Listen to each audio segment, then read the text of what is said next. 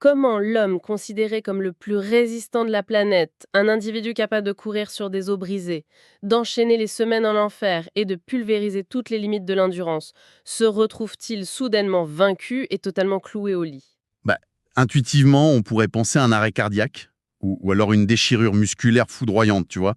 Exactement. L'intuition voudrait ça, mais ce n'est pas du tout ce qui se passe ici.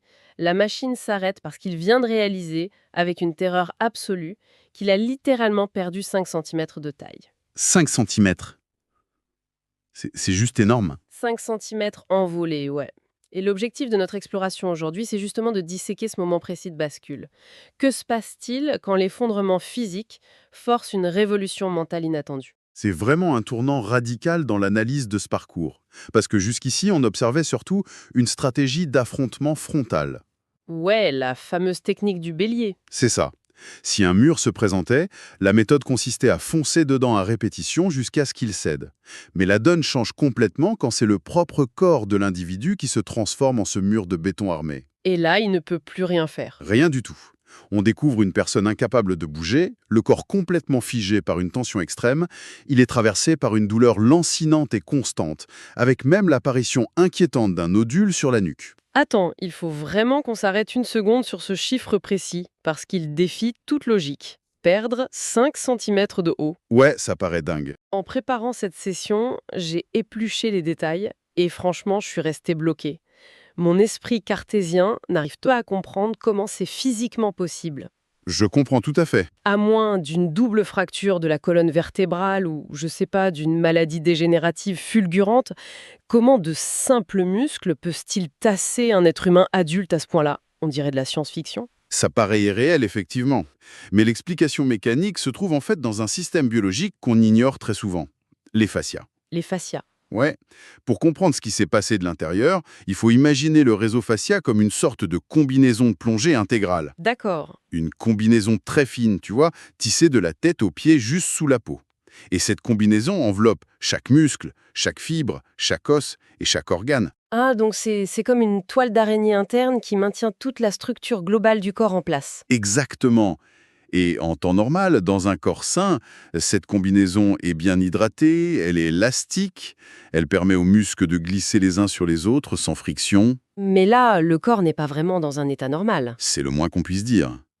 Quand un corps est soumis à un stress physique et psychologique extrême et de manière constante sans aucune phase de relâchement ou de récupération profonde, ce tissu conjonctif réagit pour protéger la structure. Il se fige. Il s'épaissit, il se déshydrate considérablement et il se durcit. Dans le cas qu'on étudie ici, on parle de quelqu'un qui a passé des décennies à repousser la douleur, à soulever des charges monumentales. Et à maintenir son système nerveux en alerte rouge permanente, imagine. Tout à fait. Et à cause de ça, la fameuse combinaison de plongée a littéralement rétréci. La tension musculaire et faciale était devenue tellement titanique qu'elle compressait l'ensemble de la structure osseuse. Ah la vache! Ouais. Ça allait jusqu'à écraser les disques intervertébraux de sa colonne en permanence. D'où la perte des 5 centimètres. Donc en fait, c'est une compression de l'intérieur.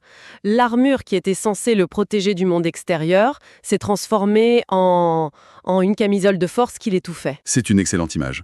Et c'est là que l'ironie devient mordante. Ce n'est pas un manque de volonté qui l'a mis à terre. C'est un manque cruel de souplesse. Et oui, Ce qui rappelle directement cet expert mentionné dans cette partie, Joe Hippensteel. Il avait pourtant préconisé des années auparavant un protocole exigeant des centaines d'heures d'étirement. Un conseil qui a été superbement ignoré à l'époque. totalement balayé d'un revers de main. Mais il faut comprendre le contexte mental. Dans la mentalité axée sur la force brute et la domination physique, la souplesse est très souvent perçue à tort d'ailleurs comme une faiblesse. Genre, si on s'étire, on devient mou. C'est un peu ça l'idée, ouais. Il y avait cette croyance persistante que s'étirer, c'était perdre de la puissance explosive, que c'était relâcher cette tension qui servait de bouclier. C'est logique dans son système de pensée. Complètement. Pour quelqu'un qui a passé sa vie à s'endurcir contre l'adversité, l'idée même de s'allonger sur un tapis de yoga pour s'assouplir, ça résonnait comme une forme de capitulation inacceptable. C'est fascinant comme mécanisme de défense.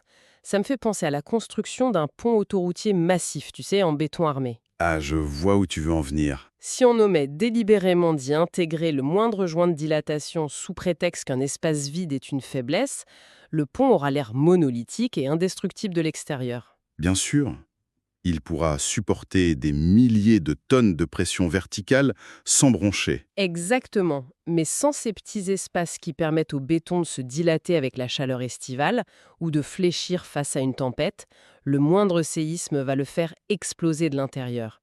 La structure s'effondre précisément parce qu'elle refuse de plier. C'est frappant, et ça illustre parfaitement l'anatomie humaine. Notre corps exige cette adaptabilité.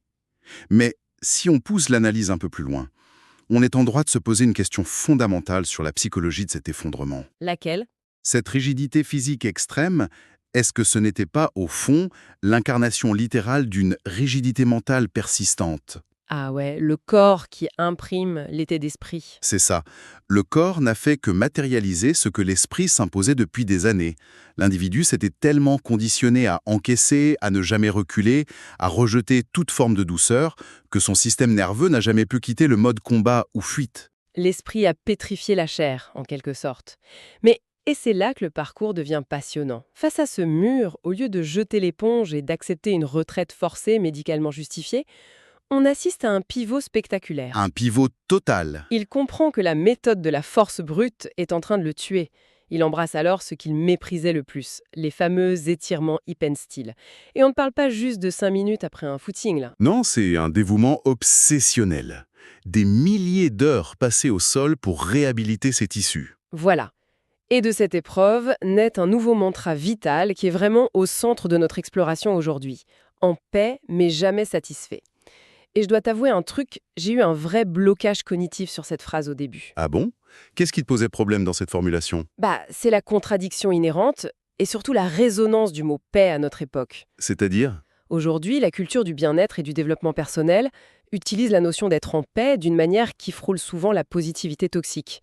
On entend partout des injonctions hyper bienveillantes du type accepte-toi tel que tu es, ne te fais pas violence, écoute tes limites. Ouais, le côté très cocooning. C'est ça.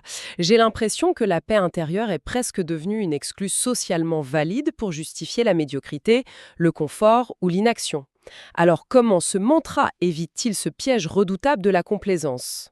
C'est une distinction cruciale à faire pour bien comprendre ce passage. Le grand danger de la culture moderne du confort, c'est effectivement de confondre l'acceptation de son point de départ avec la résignation face à ses limites définitives. D'accord. Dans le contexte de ce parcours, être en paix n'a absolument rien à voir avec la relaxation ou la complaisance. C'est de l'acceptation radicale. C'est la capacité clinique à regarder la réalité en face. Sans filtre. Sans aucun filtre. Oui, le corps est détruit. Oui, des erreurs d'ego ont été commises. Oui, le fond a été touché. C'est l'abandon de la colère incandescente qui lui servait de carburant jusque-là. Il retire la friction émotionnelle du déni. Donc la paix ici, c'est simplement d'arrêter de se mentir sur l'ampleur des dégâts. Précisément, tu arrêtes de te battre contre le diagnostic. Mais c'est là que la deuxième partie de la phrase agit comme un garde-fou vital, mais jamais satisfait. Et ça change tout. Sans cette précision, la paix glisse instantanément vers la résignation. C'est le refus d'utiliser la paix comme une excuse pour attendre la mort à petit feu. Ce mantra réussit un tour de force assez incroyable. Il allie l'humilité de l'acceptation de soi à une ambition sauvage et féroce. Exactement. Le message interne devient « Je m'accepte suffisamment pour ne pas me voiler la face sur mon état pitoyable, mais je me respecte beaucoup trop pour ne pas exiger de moi-même une résurrection. » Et quelle résurrection!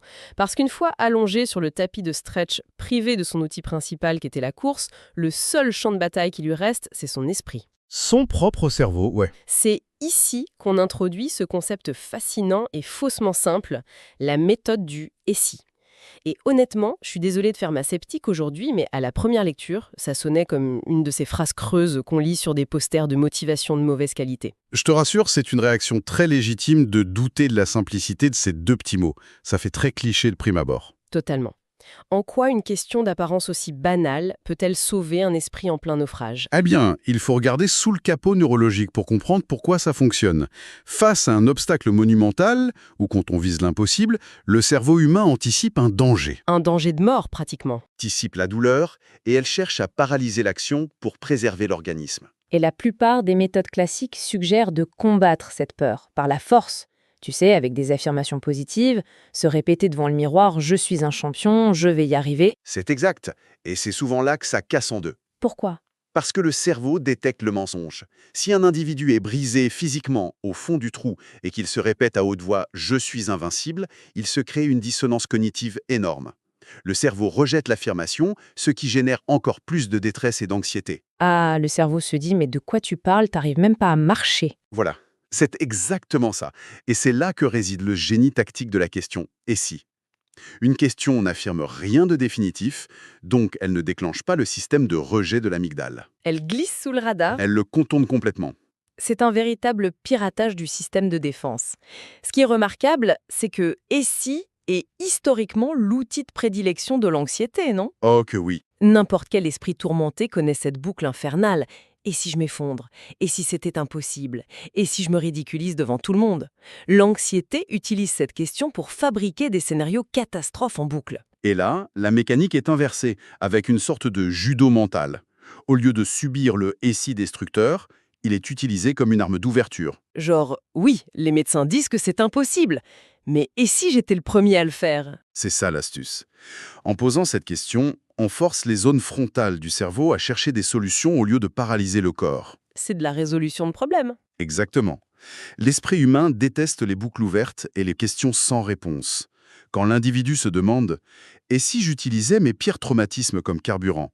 le cerveau est obligé d'aller fouiller dans les souvenirs. Il va chercher dans ce qui est décrit comme la fameuse boîte à cookies des victoires passées. Voilà, pour trouver comment répondre à la question. C'est une autorisation formelle d'affronter ces démons, non plus comme des boulets qu'on traîne aux pieds, mais comme de véritables leviers. Concrètement, c'est l'art d'utiliser l'élan de la voix intérieure négative contre elle-même. Quand l'esprit hurle « tu n'as pas l'éducation ou la force pour réussir ça », la technique ne consiste pas à crier plus fort pour faire taire la voix, on manque à l'appel. Mais et si j'étais capable d'apprendre ça plus vite et avec plus de rage que n'importe qui d'autre? Et poum, la peur devient un point de départ et non plus un point d'arrêt. C'est la refonte totale d'une architecture mentale. C'est brillant. Mais il faut souligner une réalité particulièrement douloureuse qui est abordée dans cette étape du parcours.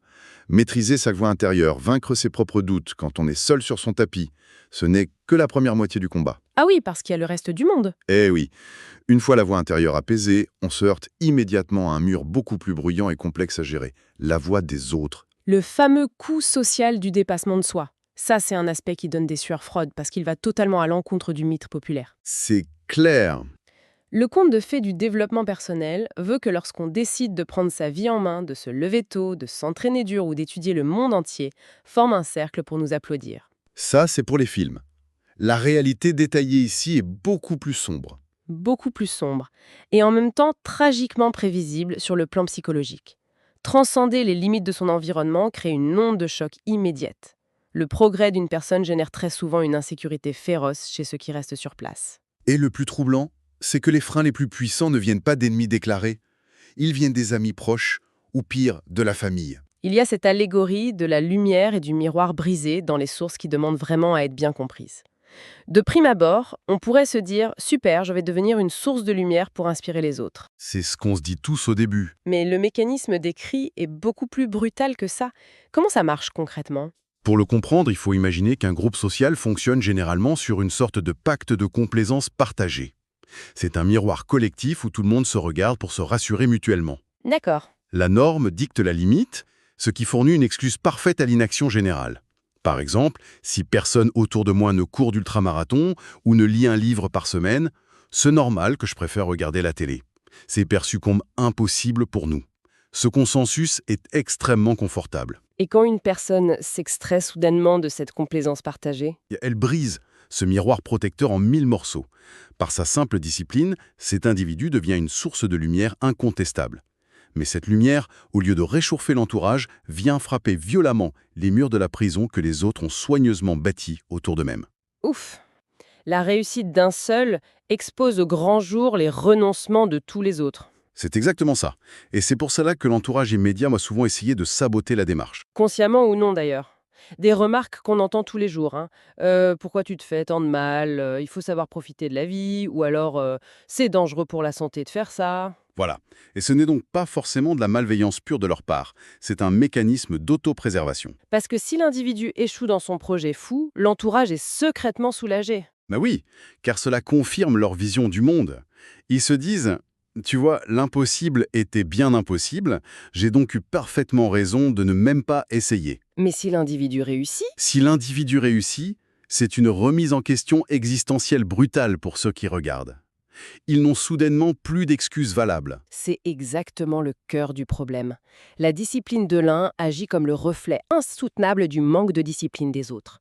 D'où l'importance absolue, vitale même, de blinder son propre dialogue intérieur contre les projections de la famille et des amis. Et devine quel est le meilleur outil pour ça. Le « et si ». C'est dans ces moments précis que le « et si » reprend son rôle de bouclier. Quand la sphère sociale assène qu'un objectif est irréalisable parce que, je cite, « personne n'a jamais fait ça chez nous », la réponse silencieuse doit instantanément s'activer. Et si j'étais la première personne à briser ce cycle ? Exactement. Il est toutefois mentionné une note d'espoir dans ce processus de sélection naturelle. Si le dépassement de soi a un coût social inévitable à court terme qui se traduit par la perte de certaines relations, il finit par filtrer et élever le groupe à long terme. Oui, il y a un effet d'entraînement qui finit par se créer. Les véritables soutiens, ceux qui ont eux-mêmes une volonté d'évoluer, utiliseront d'abord cette lumière pour voir leur propre chaîne, puis pour s'en libérer à leur tour. C'est la dynamique finale du dépassement.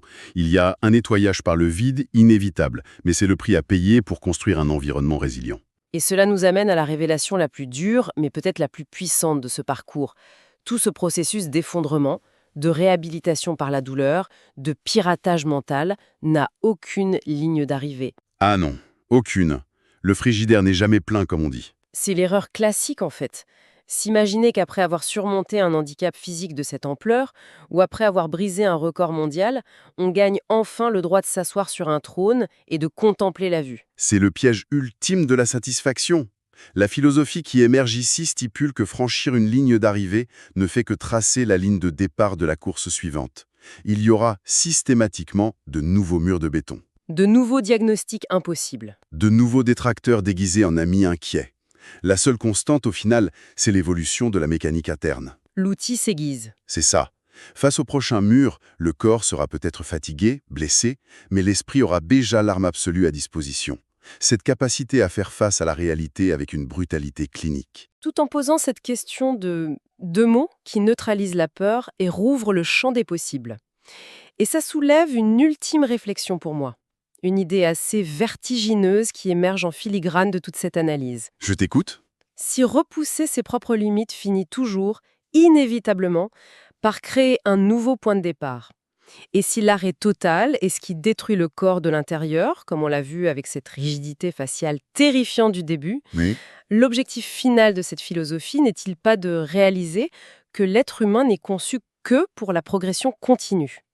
Peut-être que ce qu'on appelle communément la complaisance ou le repos absolu n'est au fond qu'une autre forme de mort C'est profond. et que la seule véritable paix se trouve, paradoxalement, au cœur même de la friction de l'évolution. C'est un changement de paradigme fascinant. Ça remet complètement en question la définition même de ce que signifie vivre pleinement. Et c'est là que tout commence vraiment à prendre sens. Et pour celles et ceux qui veulent aller plus loin, le livre est disponible gratuitement via le lien en description.